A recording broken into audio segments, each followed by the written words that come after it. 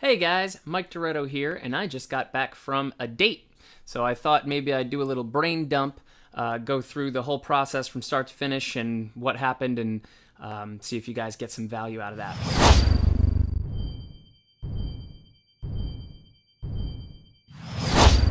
So this was a daytime lunch date. We met around noon, right around the corner from her work.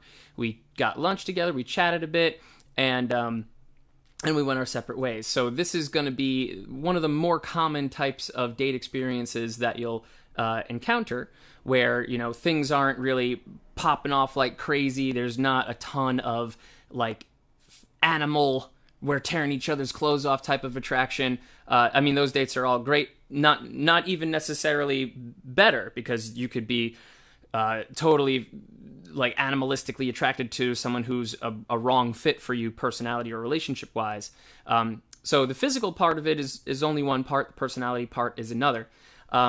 But this would be, I think, one of the more common scenarios where you're out together, you're getting to know each other, and you like each other, but it's not like we need to go find some place to hook up immediately or else, we're going to explode. So I actually didn't find this person from cold approach. This person actually found me online using a dating site. I'm a fan of OkCupid. That's kind of the only one I've really spent a good amount of time on.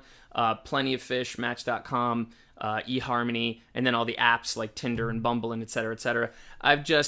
If I've used them at all, I've just dabbled, and I found OkCupid to be good enough for my purposes. My profile on OkCupid is very direct. It's very straightforward. It says, hey, I'm a non-monogamous person that looks like this. I'm into these specific things. So, hey, if you're still reading, then we're probably a fit. Let's, shoot me a message and let's meet up. So my online profile works really well for me. It does the heavy lifting for me, because if a woman has read my profile and still clicks that she likes me or sends me a message saying hi, then I know that we're already really starting off on a good foot. So there's a lot of things about me, like being non-monogamous, like doing combat sports, like, enjoying mind-altering healing plants, that might scare a person away. So if you accept all those facts about me and you're fine with them, then there's a good chance that we're compatible enough to become friends at the very least. So let's see where we go from there. So she shot me a message. She said hi on OkCupid. I said, hey, usually I ask people, did you read my profile? Because very often I will get people that click like on my profile, or they might even say hi, and I'll say, hey, thanks for saying hi. Have you actually read my profile? And that's when I'll lose them. That's when they'll disappear, because they go back and read my profile and go, oh, non-monogamy. Like I don't know if I'm interested in that. In this particular case, I went to her profile first and saw that she actually was non-monogamous. She had a picture of her and her husband in her profile. So I was able to respond to her like, oh, hey, great to meet another non-monogamous person. So we're already talking about our compatibility. In your case, maybe you have something less extreme. Maybe it's like a shared love of the Patriots football team, or a study of self-improvement or biology, or something. So we were talking about our shared, something that was important to the both of us, that we shared. So in this case, it was non-monogamy, and I was asking, like, how do you run your relationship? Are you looking for a third? Like, are you looking for me to hang out with you and your husband? Or are you looking for a one-on-one type of date scenario? She said that she appreciated how direct and straightforward I am. Spoiler alert, guys. I mean, we teach this stuff because it works. Most women like a man who's direct and straightforward. Now, not tactless. If I showed you the email messages back and forth, you'd see that it's just very straight and to the point, but it's not like brutish or forceful, or hey, I want to do these things to you. It's just like, hey, we're people, let's set up a date. It shouldn't be this back and forth, takes 2 weeks to respond, or it's like, what are you going to do? Well, what are you going to do? Someone needs to have an idea. And it should be, in my opinion, the man should make the first go at it. Like, I mean, and I say this, not should is the wrong word. either person can take a run at it, but most guys these days, most guys that come to us for help, are not taking action. They're not making any plans. They haven't put the forethought into it. So that's why I recommend, hey, especially if you haven't been doing this sort of thing, come up with a plan. So initial emails, just maybe 2 back and forth, and then at the point where we decided, like, oh yeah, we are gonna want to get we do want to go on a date with each other, I said, hey, let's move this to text. And it was as simple as that. Hey, let's move this to text. Here's my number. So she responded to text, and then we could move a lot faster than being on the email system on the website. And so we picked a location.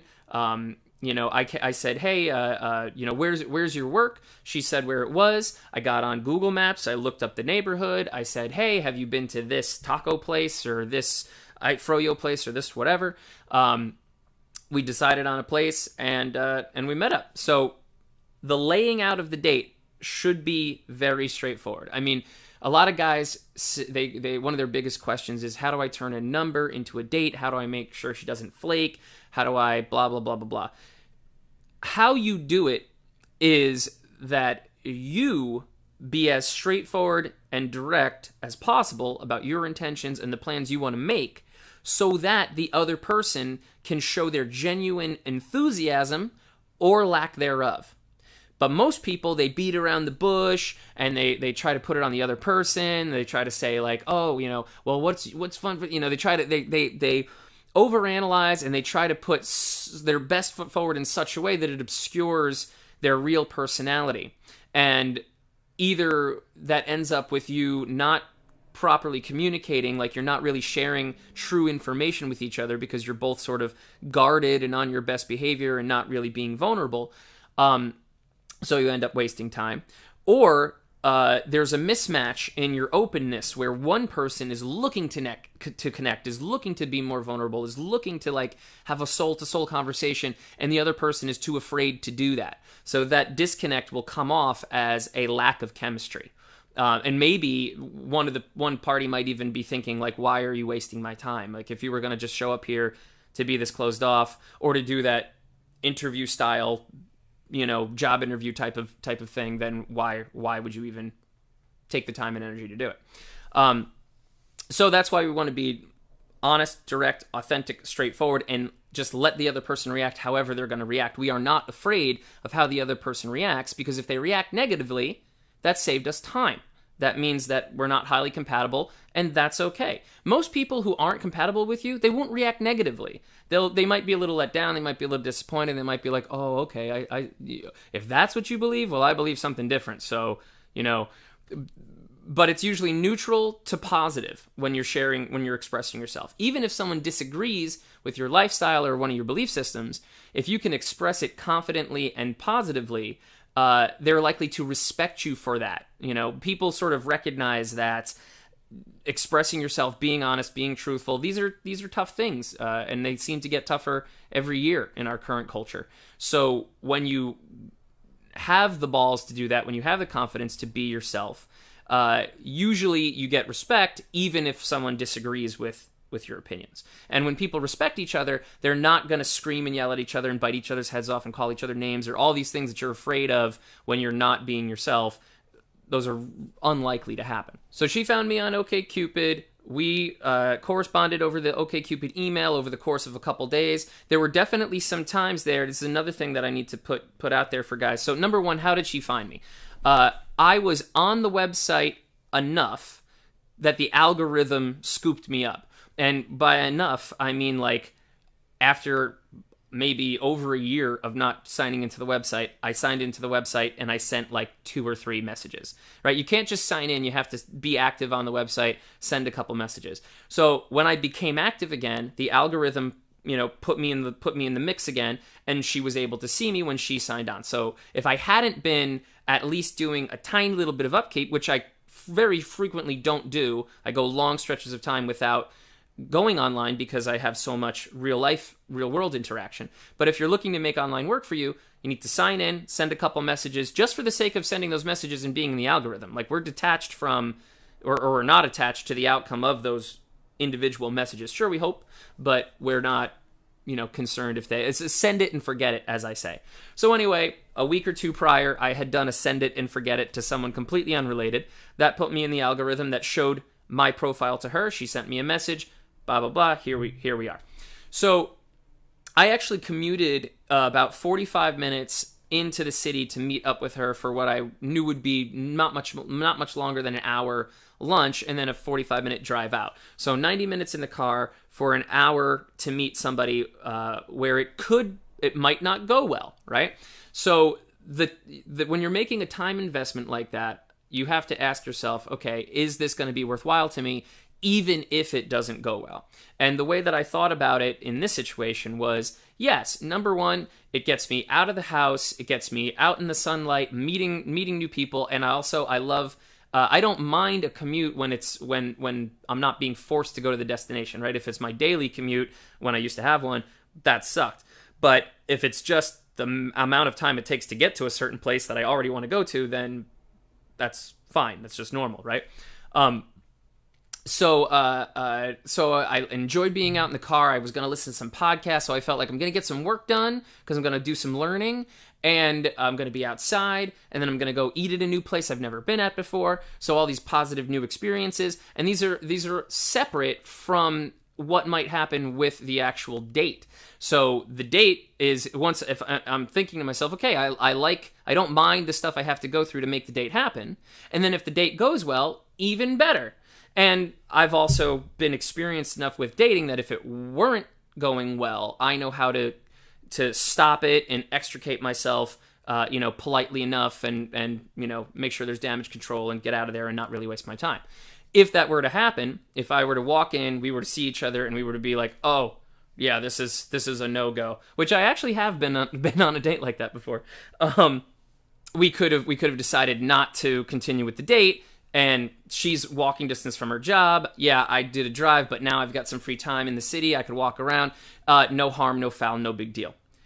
You get really upset if people flake or they're late or the date doesn't go well. If you're going beyond your boundaries, if you're breaking one of your own personal rules or boundaries to overly invest in the date. So, if I had driven out there and it was a bad date and it only lasted 20 minutes, you could say like, oh, you drove 90 minutes to have a 20-minute interaction. That wasn't worth it. You must be pretty frustrated. And I would say, not really, because like I said, I enjoyed the process. I enjoyed the action I was doing. Like, I don't know if you would call it right action in the sense, but like I was doing it for its own sake and not for the potential outcomes of the date. So I'm actually not upset. I'm not frustrated no matter how it goes. And I've also done the calculus that if it was to go bad, I still wouldn't mind. I could take that hour of time that I have and go approaching, just do an hour of approaching. I was already going to spend that time on social interaction, right? So now I get the hour back and go out, get more phone numbers, meet more people, have more conversations. Who knows? So the advice there is don't agree to dates that you think would be too much effort for you to make if the date weren't to go well, because then you're automatically putting pressure on the date situation to go well in order to make everything else worthwhile. If that's the way you see it, if you're seeing it in such an algebraic way, then don't do it, because if something goes wrong, you're going to get inappropriately upset, and it's going to just make you that much more less likely to enjoy the dating process going forward, right? This needs to be fun. This needs to feel like it's not a ton of investment, that it feels like an appropriate investment. Otherwise, you'll quit the game before you get the chance to succeed. So we're on the date, and actually, as soon as I saw her, I can tell from her body language that we were mismatched in our energy level and our communication styles, at least for today. So I would say, overall, there was some connection. There was definitely enough connection for there to be a friendship. And then there was some sexual tension. We were definitely talking about some sexy things that put the thoughts in my head, right? But overall, it felt a lot like me talking to fill up the space, and her, I don't know. I don't know if she was just naturally like that or if I overwhelmed her with my energy. Now, here's the thing. As you can see from this past 15 minutes I've been talking to you already, I talk a lot. I have a lot of energy. I'm really on. Like, I'm in front of you. I want to talk eye to eye, face to face. Yeah, come with me on this mental journey. Let's do this stuff together. That's not a fit for everybody. For some people, that makes them go, oh, wow, how do I deal with this? Oh, what does he want from me? Oh my God, am I doing this right? Oh, shit. So it can make other people feel intimidated or like they should say less, or quiet people can make them even more quiet. I'm aware of that impact of my personality on other people. But here's the thing.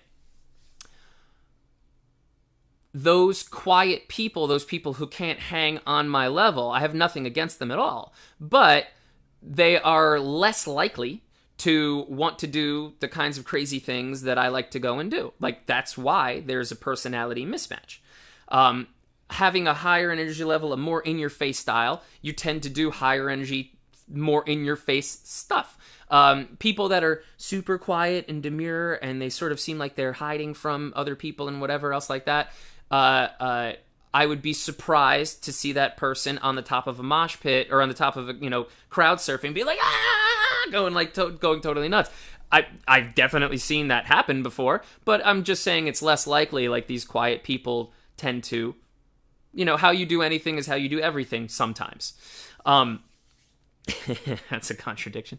So I was already thinking, okay, well, if this is how she does first impressions, if this is the communication style, there's a significant disconnect with these energy levels, and if we're going to continue being friends, that's something that I will have to be sensitive of. As the person with the higher, more off-putting energy, my calibration needs to be that, hey, when I'm around this person, maybe take it down a notch, or if you're not going to take it down a notch, don't let yourself be upset when they're not mirroring your energy or, coming along.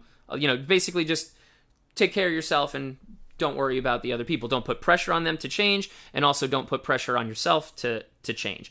If you're so incompatible that you can't, that you actually scare the other person off, well, this is a good thing. Why would you want to force somebody to stay with you that's uncomfortable? And why would you want somebody around you that feels, put off by your energy? Doesn't make sense. So some coaches would tell you to, be really sensitive to this kind of stuff, and then try to sort of change to address it. And I say, no, don't worry about that. It just means that every once in a while you're going to have some dates where there's not a lot of connection, and that's okay. That just means that person is not a romantic partner for you. So on my date, it was still quite an enjoyable date, but I say all the time, play Captain Obvious. Call people out in the moment. Describe what you're seeing. So at one point, I asked her, we're sitting, we're in an awkward position on these sort of like bar stool areas at this lunch place, and she was sitting kind of like this the whole time. So I'm on this side, and she's sort of like arching away with the arm in front of her like a bar.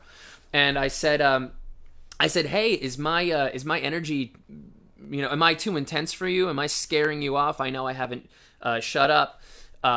And she was like, no, not, and I could see in her face that no, she was fine. She was totally comfortable. And I was like, oh, okay, well, your body language is actually telling me something different. She was like, oh shit, okay, yeah, you're right, sorry about that. And she totally changed her honestly, it was as simple as like taking the bar out of the way and just turning her body towards me a little bit. So that's where your responsibility for the conversation comes in. You want to be aware of the signals that people are sending you and then be checking in with them. So her body language said like, hey, this isn't going well.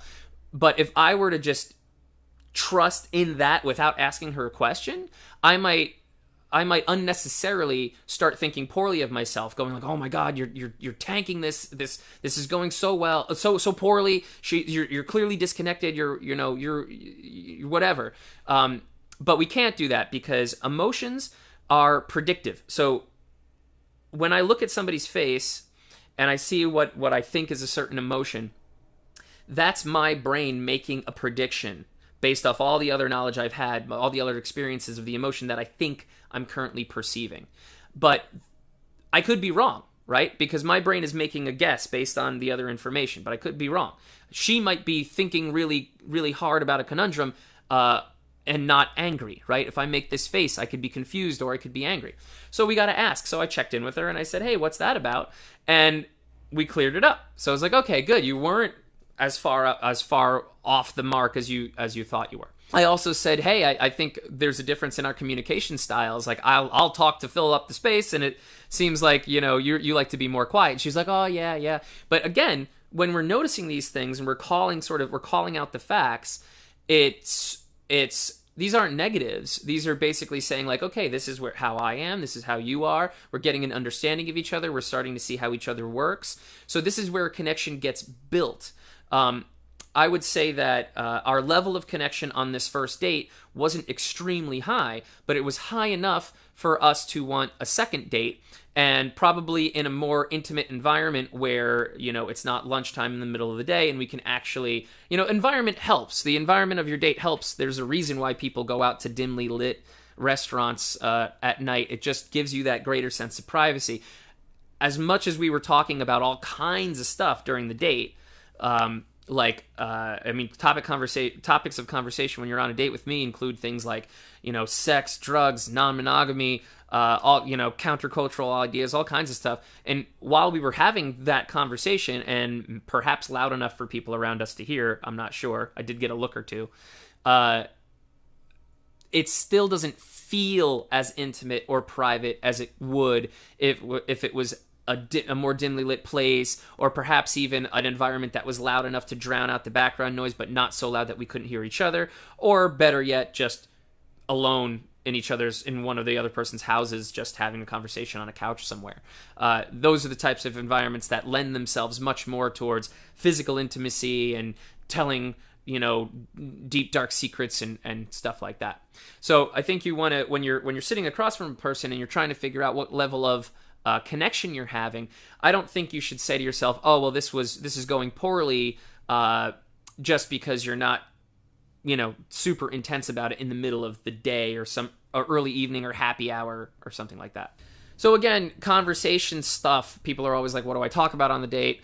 Me, I'm not really one for small talk. We do the small talk thing for the first 5-10 minutes maybe.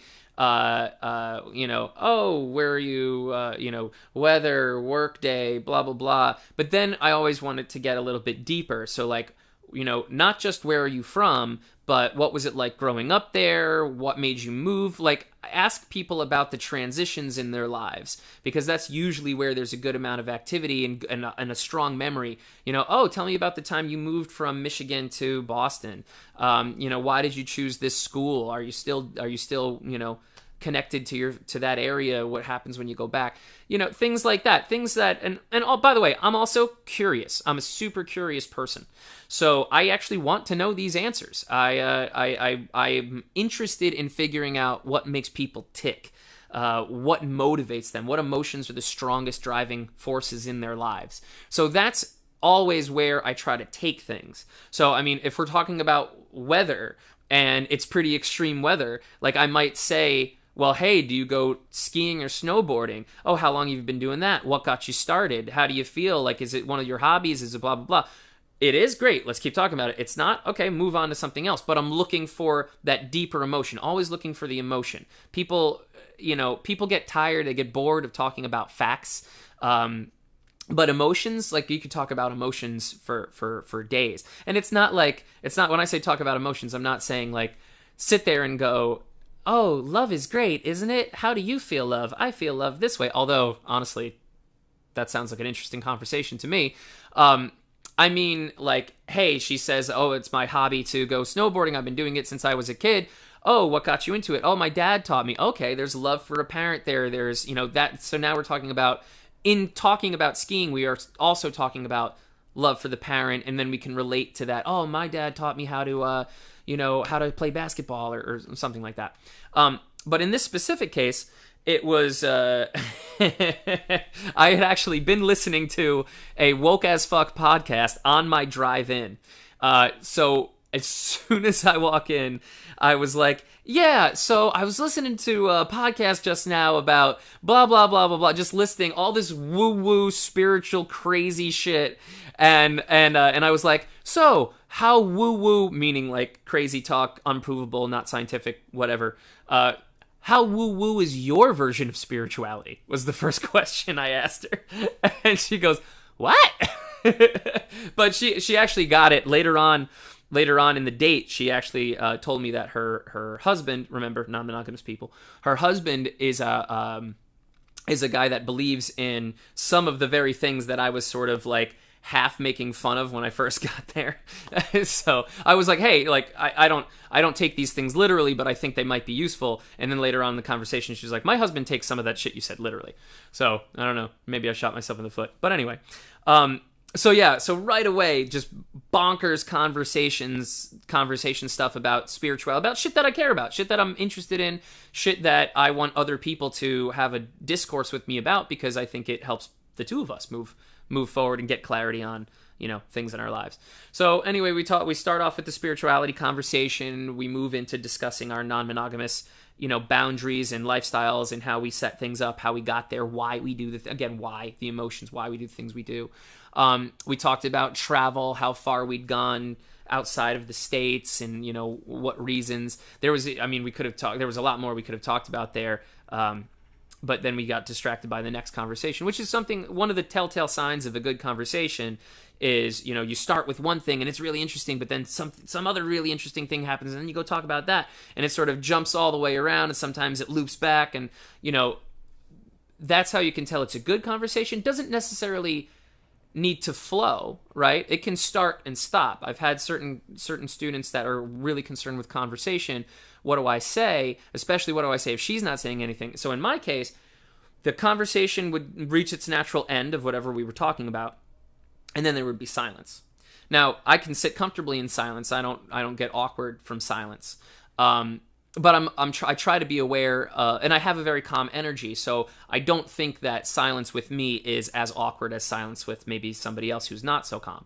But at the same time, I'm thinking, well, if they're not talking, there's a chance that they are feeling anxious, and I don't want them to continue feeling anxious, so I'll keep doing the heavy lifting of the conversation. And by that, I don't mean like I'm going to just keep talking and not shut up. I mean, I'm going to have to think of some good questions that are really going to get this person engaged. Got to shut off your alarms when you're recording internet videos. So yeah, there were a couple times where I had to come up with a question. Now, these questions, you can have these thought of ahead of time, and I call these questions that get you actionable information. They're questions whose answers reveal something about the person's personality that can tell you whether or not you're compatible. So if I'm interested in a person who's really loyal and is capable of having long-term friendships, so I'll ask a person, hey, you know, do you have a best friend? How many? What's your longest best friend relationship?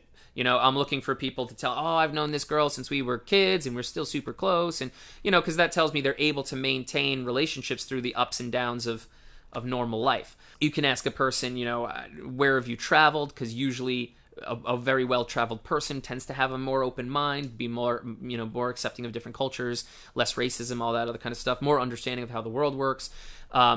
You can ask about levels of education, all kinds of stuff. But it's good to have a couple deeper questions, in your mind based on things that are important to you, so that when the conversation does die down or it does dip, or you are with somebody who maybe takes more than one date to really open up, they're not feeling like they're sitting there in awkward silence. You can get them talking because we're asking meaty questions. We're asking questions that aren't just yes, no answers. Things that require some thought that also sub-communicate to a person, hey, this guy is actually interested in me. He actually wants to know me beyond just my face and my body. So as the date wrapped up, she was right around the corner from her office, so I offered to walk her back to her office a little bit so it wasn't such an abrupt ending. But then we got to the end of the corner, she was like, I'm actually a 10-minute walk. And I was like, oh, okay, I'm going to let you go. But I said, I was seeding the next date. I was like, so, did you have fun? Do you want to do this again? She was like, yeah. It's like, okay, well, scheduling, we talked about scheduling. Scheduling's going to be an issue, so it might be a while until I can see her again. We're both pretty busy, like we're both in relationships. But, I mean, I could easily see us having another lunch, and then maybe after a few lunches, we can figure out a nighttime scenario or something. But this was one of the situations, if I were to never see this person again, I wouldn't be upset because, like I said, there was a good chunk of compatibility missing from the initial interaction. On the other hand, if I do see this as a situation that can blossom, that can open up as the other person becomes more comfortable with me and my energy and my sort of in your face style. Because through the course of our conversation, like I said, we were trying to build some sexual tension. We were talking about, hey, what's the craziest sexual thing you've ever done? What place, blah blah blah. And the answers that she gave made me go like, okay, maybe there's some more than meets the eye here. Like, this isn't just it's not just a quiet person. There's more layers, there's more dimensions. But that wouldn't have happened if I didn't have the balls to take the conversation in a sexual direction and ask those kinds of questions, and not be afraid of coming off as like weird or creepy or perverted. Because if she's on a date with me and she starts thinking that, well, that's clearly a mismatch.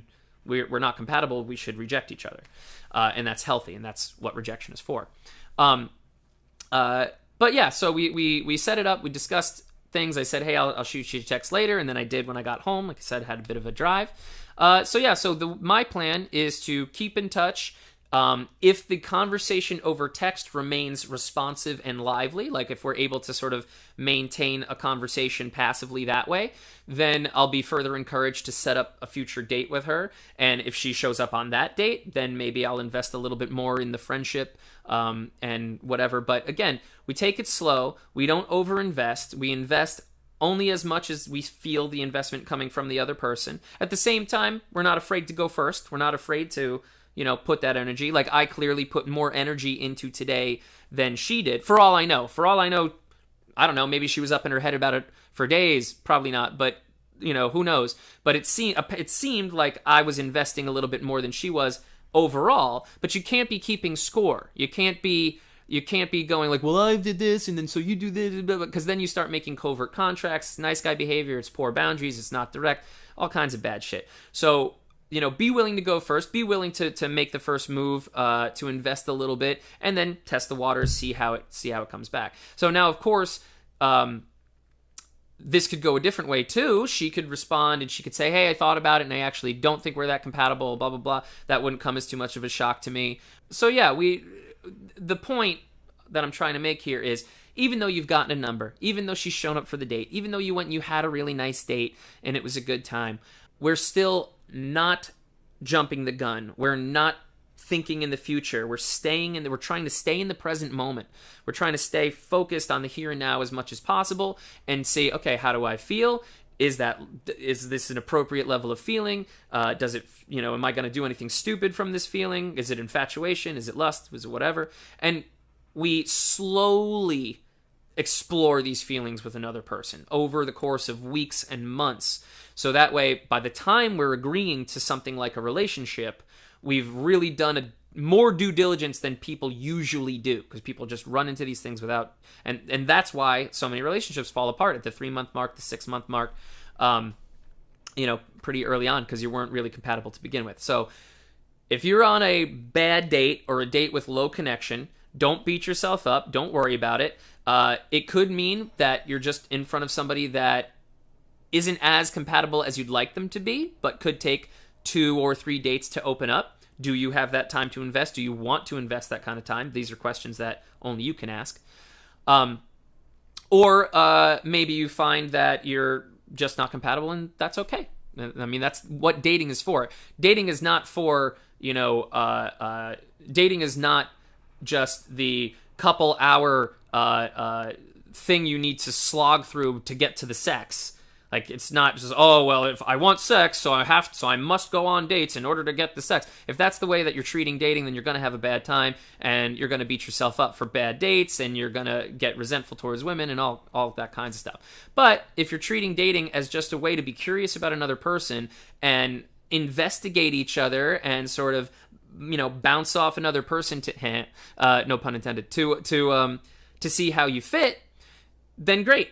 But then you're never going to waste your time, because it's always just, I'm curious, is this a fit? Yes, it was. Great. Bonus. No, it wasn't. Okay, no big deal. I still got to meet another human. And each time you do that, each time you sort of meet someone and interact with them and sort of compare, are we aligned here?